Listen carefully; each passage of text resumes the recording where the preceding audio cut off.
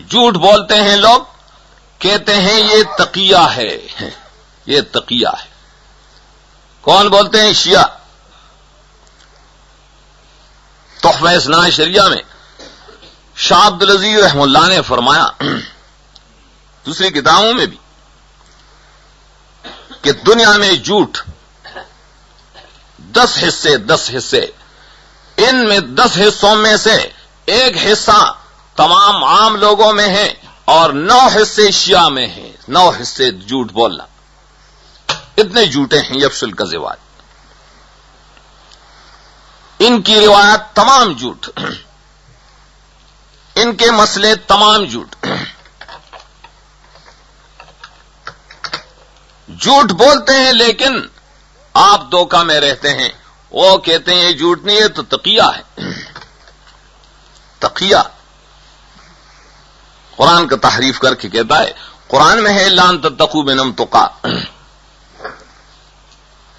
Lawn تتقوا منہم تقا اس وقت ہے قرآن پاک یفسر بعضہ بعضا الا من اکرہ وقلبہ مطمئن بالایمان۔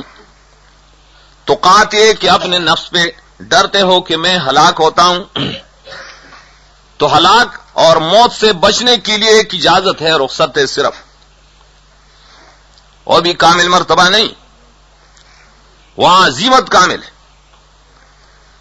یہ تو صرف اپنی مفادات کے لیے کہتے ہیں تقیہ ہے تقیہ۔ کہتے ہیں علی رضی اللہ تعالیٰ عنہ مستحق تھے خلافت کے۔ اچھا سوال آتا ہے کیوں اس نے، کہتے ہیں یہ اس نے تقیہ کیا، تقیہ کیا یا کتمان حق کیا۔ اگر ان کی خلافت باطل تھا تو پھر علی رضی اللہ عنہ پر یہ واجب تھا کہ وہ باطل کے مقابلہ میں ڈٹ کر مقابلہ کرتے ہو، تو بڑے جری اور شجاع تھے۔ میدان بدر میں بھی نکلے، میدان احد میں بھی نکلے، جہاں اپنے نفس کی ہلاکت کا بڑا خطرہ تھا، تو کیا ہو اب نہیں نکل سکتا تھا؟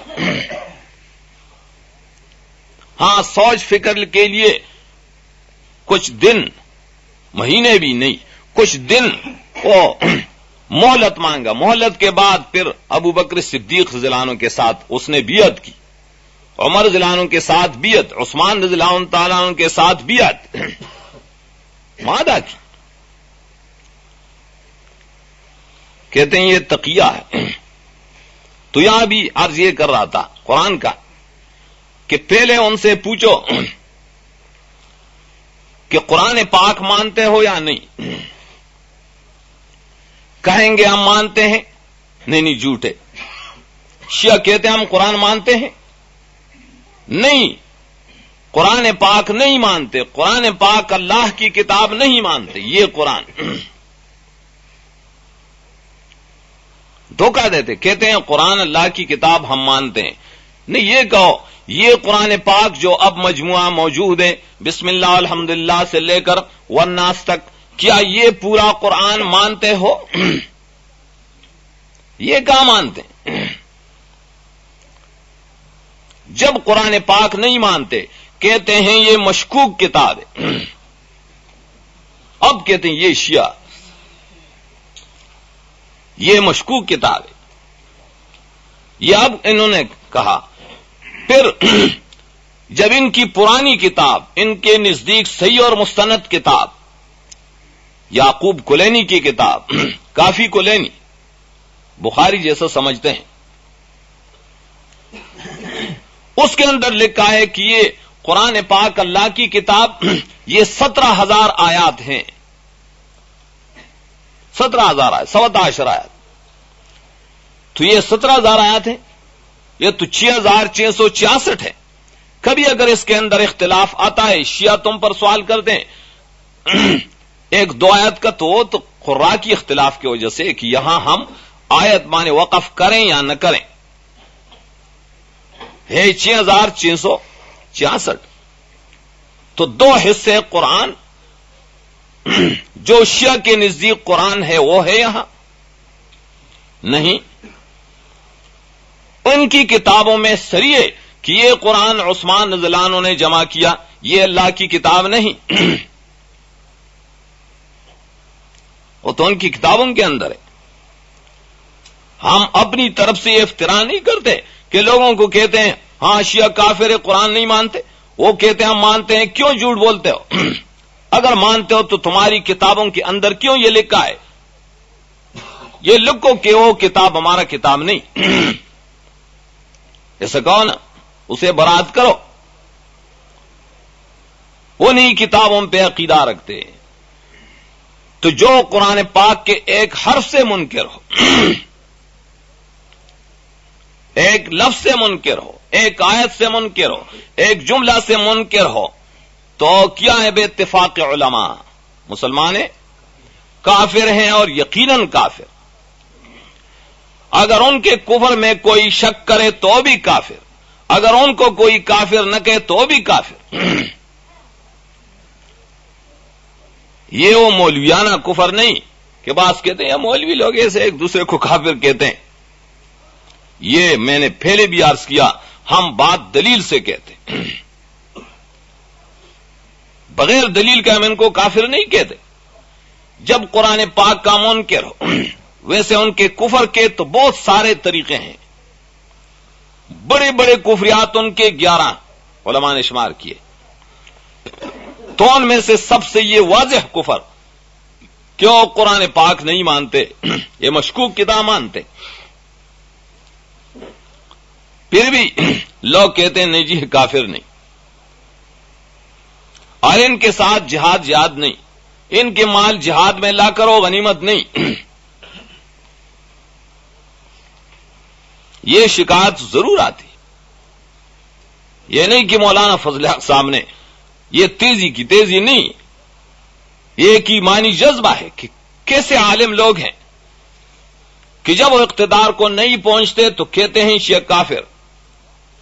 جب وہاں پہنچتے ہیں اور دیکھتے ہیں کہ ان کے بڑے باز وہ سجدہ کی وہ ساجد نقوی نا شیعہ کے پیچھے نماز پڑھتے ہیں، شیعہ کے پیچھے، اور اپنے آپ کو مولوی کہتے ہیں.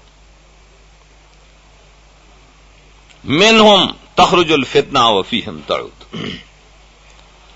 یہ تو رسول اللہ صلی اللہ علیہ وسلم نے فرمایا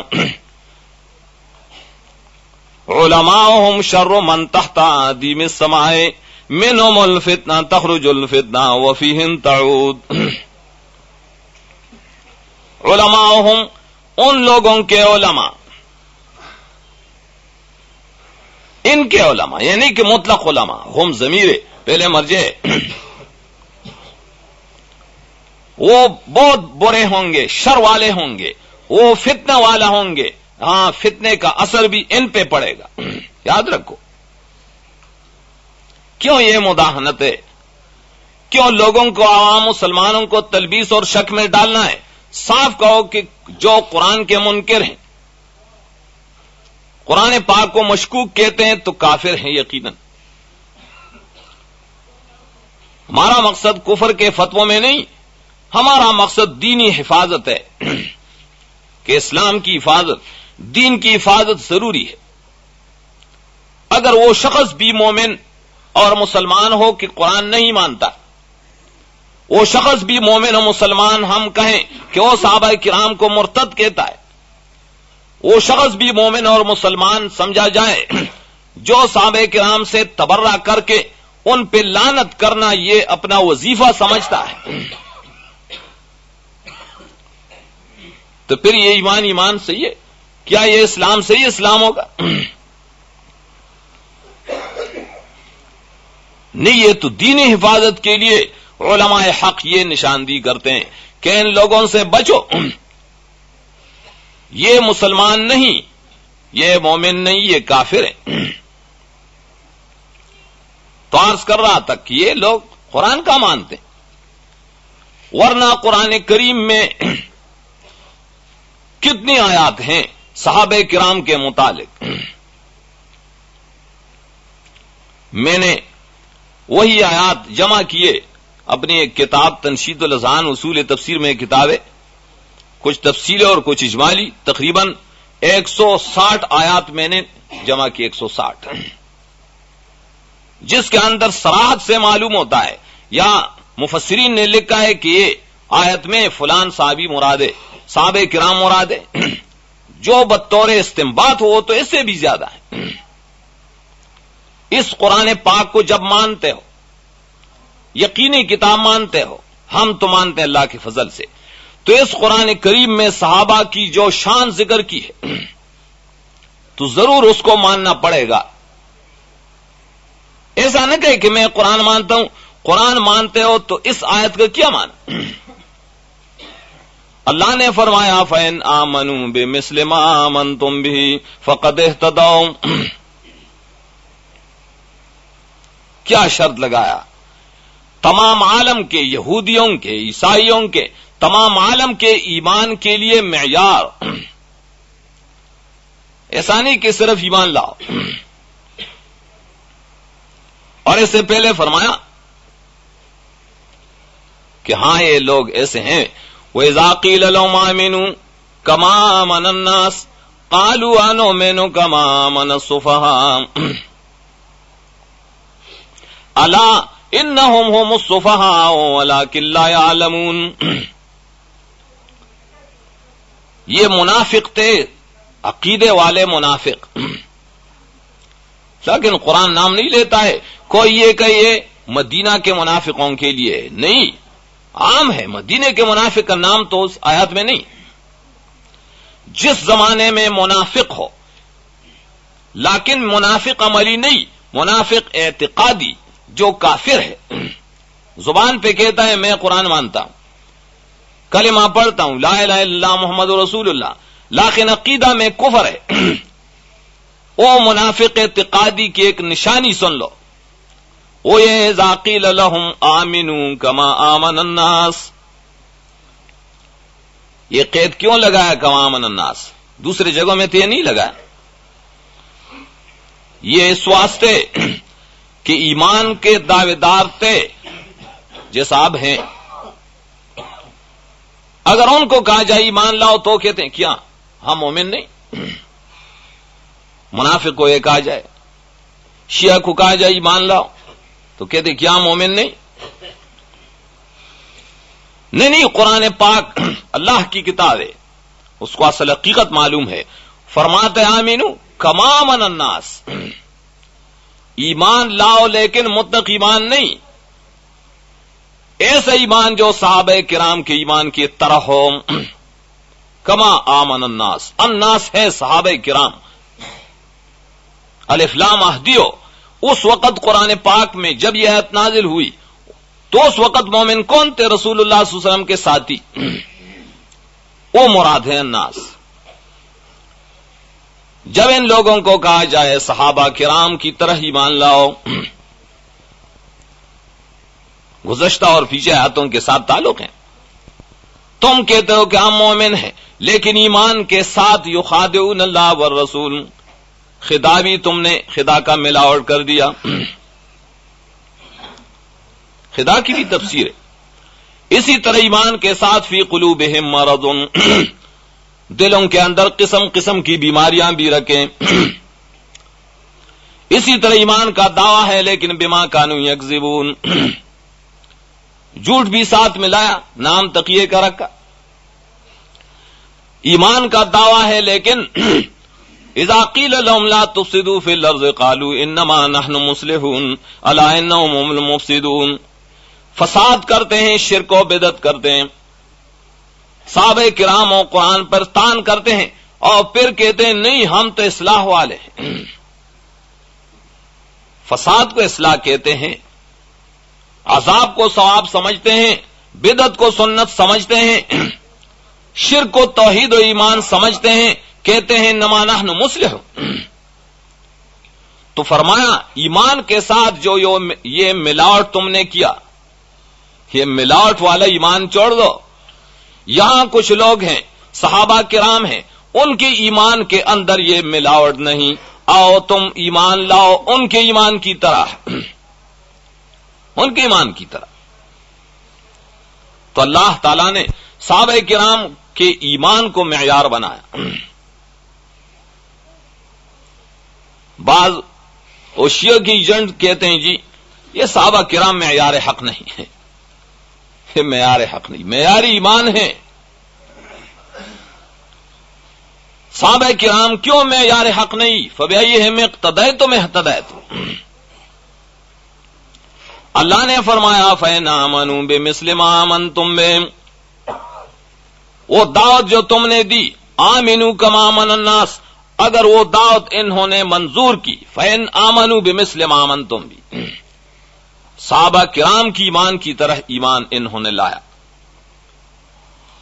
تو یہ قرآنی فیصلہ ہے، یہ فقہ حنفی کا فیصلہ نہیں، ہمارے کسی حدیث کی کتاب کا فیصلہ نہیں۔ اگر شیعہ کہیں کہ ہم یہ نہیں مانتے، اگر تم کہتے ہو کہ قرآن مانتے ہیں تو یہ قرآن پاک کی آیت ہے، فإن آمنوا بمثل ما آمنتم بہ فقد اہتدوا، تب ہدایت ملے گی، تب ہدایت ملے گی۔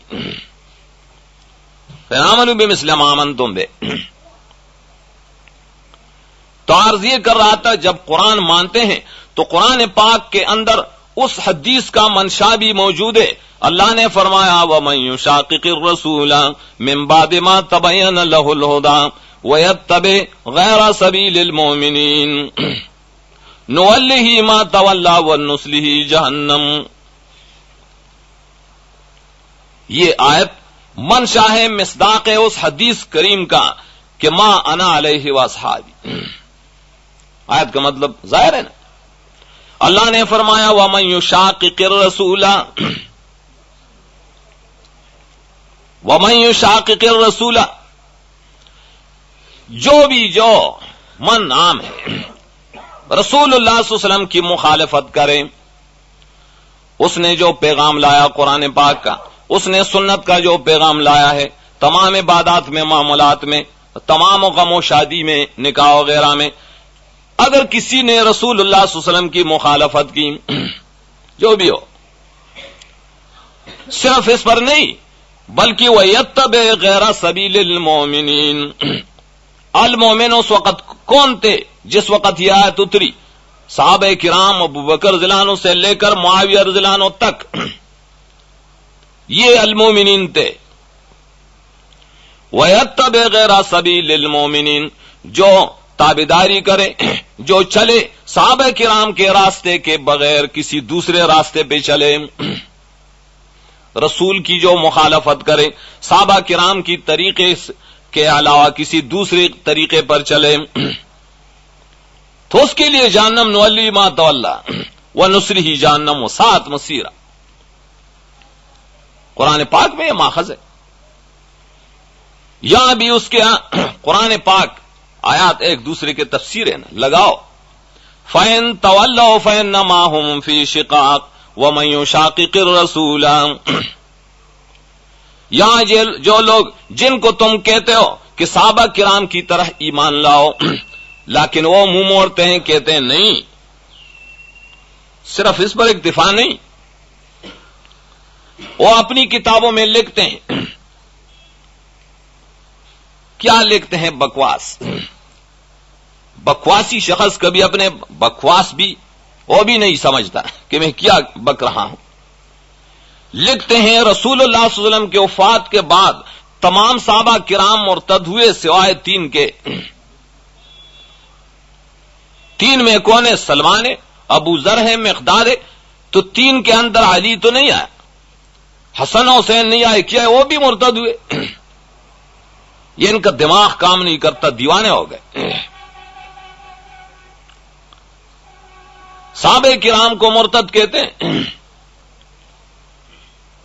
تو مطلب یہ کہ صحابہ کرام نے جو دین لایا، پہنچایا، جو سنت پہنچایا، سوائے ان 3 کے وہ دین نہیں، اور سنت نہیں، تو کہاں سے دین آیا؟ ان 3 صحابہ کے تو چند احادیث ہیں، چند، ان کی کتابوں کے اندر بھی چند ہیں، تو پھر ان کی اتنی کتابیں اور فقہ کی کتابیں، اہل سنت کی فقہ اور حدیث کی کتابیں، ان کے علاوہ ان کی بے شمار کتابیں فقہ اور حدیث کی بنی ہوئی، وہ کہاں سے نقل ہوئے؟ مرتدین سے نقل کیا۔ اللہ نے فرمایا فَإِن تَوَلَّوْا، اگر یہ لوگ صحابہ کرام کی طرح ایمان نہیں لاتے، پہلے ان کو دعوت دو، دعوت پہنچاؤ۔ یہ مت کہو کہ شیعہ اور سنی بائی یہ عجیب بائی ہے، ہر ایک کا بائی ہے. نہیں، یہ تو اللہ نے فرمایا تمہارے دشمن ہیں. اللہ کے دشمن تمہارے دشمن، پیغمبر کے دشمن تمہارے دشمن، صحابہ کرام کے دشمن ہمارے دشمن، ہمارے تمہارے سارے دشمن وہ ہیں جو صحابہ کرام کے دشمن. کیوں؟ اور رسول اللہ صلی اللہ علیہ وسلم نے فرمایا من احبهم فبحبی احبهم ومن ابغضهم فببغضی ابغضهم ومن آذاهم فقد آذانی ومن آذانی فقد آذ اللہ. دیکھو کہاں نتیجہ نکلا. اگر صحابہ کرام کے ساتھ محبت ہے تو میری محبت کی وجہ سے یہ اس کی نشانی ہے کہ میری ساتھ تمہاری محبت ہے. اگر تم ان کے ساتھ بغض کرتے ہو، ان کو برا بلا کہتے ہو، تو یہ حقیقت میں میرے ساتھ بغض ہے. میرے ساتھ کیوں؟ ایک معمولی شخص ہو، انسان ہو جس میں قدر غیرت ہو، اگر اس کے ساتھی پر، اس کے دوست پر کوئی تان ترازی کرے، آپ کا دوست ہے مثلا، اور آپ کے دوست جس کو تو نے دوست کہا، اپنا ساتھی کہا، اس کے متعلق اگر کوئی تان کرے تو آپ غیرت کی وجہ سے برداشت کر سکتے ہیں؟ بے غیرت شخص ہو ایسا ہوتا ہے. لیکن جس کو دوست کہے اخلاص کے ساتھ، تو کیا نبی صلی اللہ علیہ وسلم اور پھر اللہ تعالی نعوذ باللہ میں غیرت نہیں؟ اغیر تو ہے حدیث میں اللہ اغیر منا. رسول اللہ صلی اللہ علیہ وسلم سب سے غیرت یہ جب کوئی شخص ان کے ساتھیوں پر، اس کے دوستوں پر تان ترازی کرتا ہے، دشنام اور سب و شتم کرتا ہے، تو کیا اس کو غیرت نہیں آئے گی؟ تو کیا اس کے ایمان والے، اس کے امتی، ہم امتی ہیں، تو کیا ہم میں غیرت نہیں آئے گی؟ کہاں سے یہ غیرت چلی گئی؟ کہتے ہیں ہم ان کے ساتھ تجارت کرتے ہیں، غم خادی شادی کرتے ہیں، ان کے ساتھ مجالست ہوتی ہے. او غیرت کرو صحابہ کرام پر، تو پیغمبر پاک پر، تو اللہ پر. کیوں اللہ نے فرمایا یہ تمہارے دوست تو نہیں بن سکتے؟ کیوں؟ فَإِن تَوَلَّوْا فَإِنَّمَا هُمْ فِي شِقَاقٍ. کون ہے شقاق والے؟ کون ہے سخت دشمنی والے؟ سخت دشمن، شقاق سخت دشمنی ہے. تمہارے بڑے دشمن کون ہیں؟ وہ لوگ جو صحابہ کرام کی ایمان سے، ان کے طرز و طریقے سے منہ موڑتا ہے. قرآن نے کس کو شقاق والا کہا؟ وَمَن يُشَاقِقِ الرَّسُولَ، پھر ان پر نتیجہ فرمایا یہ تو رسول اور صحابہ کرام کے شقاق والے ہیں، یہ جہنمی لوگ ہیں. کبھی فرمایا وَمَن يُشَاقِ اللَّهَ وَرَسُولَهُ، جس نے اللہ اور اس کے رسول کی مخالفت اور دشمنی کی، فَإِنَّ اللَّهَ شَدِيدُ الْعِقَابِ، سخت عذاب دے گا اللہ. وَإِن تَوَلَّوْا، یہ بھی یاد رکھو کہ یہ شقاق کا لفظ اللہ تعالی نے کبھی مشرکین عرب کے متعلق لگایا سورہ انفال میں، تو کبھی یہودیوں کے متعلق لگایا بنی نذیر سورت حشر میں، تو کبھی یہاں لگایا منافقین، وہ لوگ جو صحابہ کرام کی طرح ایمان نہیں لاتے، ان کو بھی شقاق والا کہا. شقاق والا کوئی فرق نہیں ہے ان میں، مشرک بھی ہے، کافر بھی ہیں، یہودی بھی ہے، عیسائی بھی ہے، یا ان جیسے. مقصد یہ تھا جو حدیث میں عرض کر رہا تھا، اس بات کے لیے کہ جماعت، حق پرست جماعت، ہدایت والی جماعت، نجات والی جماعت، قرآن پاک نے بھی فرمایا، احادیث رسول اللہ صلی اللہ علیہ وسلم میں بھی ہے. وہ کیا ہے؟ کون ہے؟ مَا أَنَا عَلَيْهِ وَأَصْحَابِي، جو رسول اللہ صلی اللہ علیہ وسلم کے طرز پر چلے، جو صحابہ کرام کے طرز پر چلے. مَا أَنَا عَلَيْهِ وَأَصْحَابِي. تو اب آخری دوسرا فکر یہ فکر تو اللہ اور اس کی اللہ کی کتاب اور رسول اللہ صلی اللہ علیہ وسلم کی سنت سے انشاءاللہ حل ہو گیا ہے۔ دوسرا فکر مختصر یہ کہ اس دور میں جتنی جماعات ہیں ابھی ان کو تولو، وزن کرو کہ کیا ان کے عقائد، ان کے اعمال، ان کی دعوت، ان کی طریقت یہ رسول اللہ علیہ وسلم و صحابہ کرام کی طرز پر ہے؟ جس جماعت کی ہے تو اس کے ساتھ چلو، جس میں کوئی اعتراض ہو، نقد ہو، طعن ہو اور حقیقت میں ہو تو پھر اس سے بچو، ان سے بچ جاؤ۔ تو پھر کوئی دھوکہ نہیں کہ تم کہو گے کہ ہم کس جماعت کے ساتھ چلیں۔ اس جماعت کے ساتھ چلو جو انبیاء علیہ السلام کی دعوت چلاتے ہیں، مان علیہ اصحاب، اور نبی صلی اللہ علیہ وسلم کی سنت کی طرف دعوت دیتے ہیں، اپنے آپ کو بھی سنت کے مطابق بناتے ہیں، دوسروں کو بھی دعوت دیتے ہیں۔ صرف یہ نہیں بلکہ صحابہ کرام کی عظمت اور حرمت اور صحابہ کرام کی سنت کی طرف بھی دعوت دیتے ہیں، اور اپنے آپ کو بھی صحابہ کرام کے غلام سمجھتے ہیں۔ اللہ کے فضل کرم سے ہم ہیں، ہم یہ نہیں کہ صرف ہماری جماعت، نہیں، بہت سارے مسلمان ہیں جو اس حدیث کا مصداق ہو سکتا ہے، مان علیہ واصحابہ۔ صرف یہ کہ بعض اپنے طرز پر کوئی اجمالی مسئلہ بیان کرتا ہے، کچھ تو کرتا ہے، دعوت دیتے ہیں، تمام عالم میں چلتے پھرتے ہیں۔ یہ مسئلہ لیا انہوں نے اللہ کے انبیاء علیہ السلام کا کہ اللہ سے ہونے کا یقین اور غیر اللہ سے نہ ہونے کا یقین بہت اچھی بات ہے، بلکہ اس کلمے کا معنی ہے کہ لا الہ الا اللہ۔ آگے پھر ان کی طریقت یہ کہ اس کی تشریح مت کرو، تشریح علماء کریں گے، وہ بزرگ تبلیغ اور دعوت کے، وہ ان کو کہتے ہیں کہ مسائل کا کیا مطلب؟ معنی اس مسئلے کا، لا الہ الا اللہ کے ترجمے کا تشریح یہ علماء سے پوچھو، مطلب یہ نا، یہ علماء سے پوچھو۔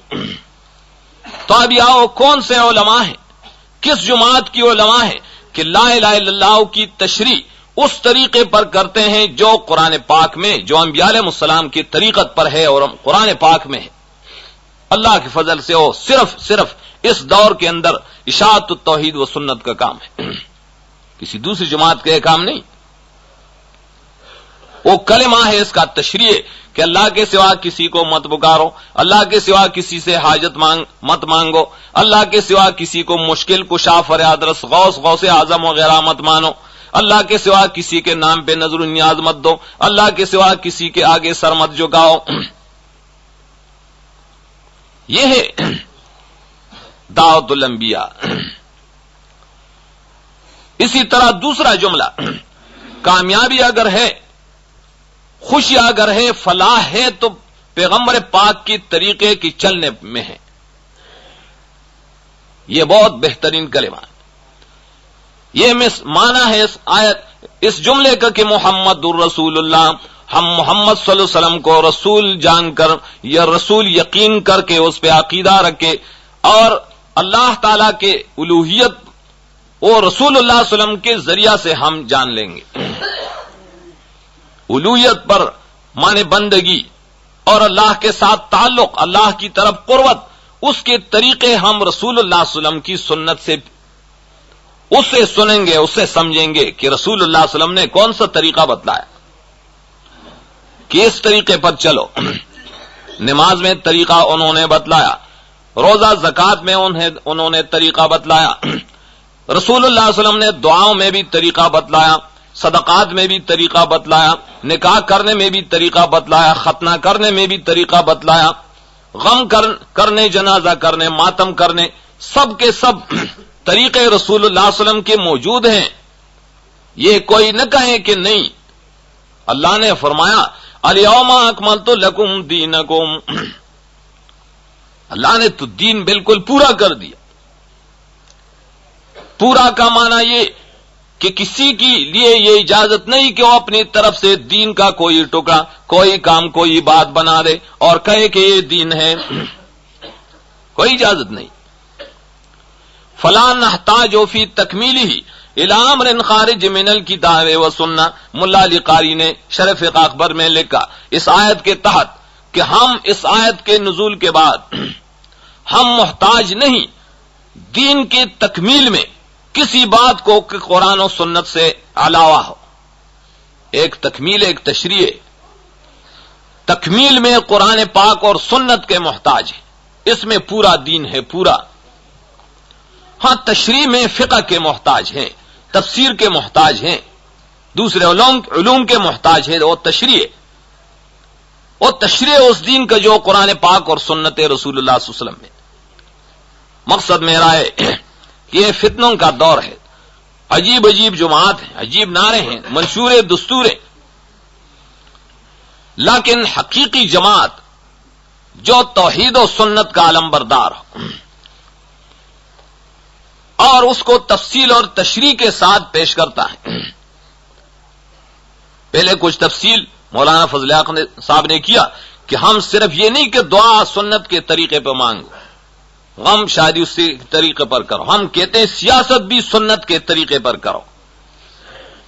یہ نہیں کہ سیاست اپنے طرف سے کرو.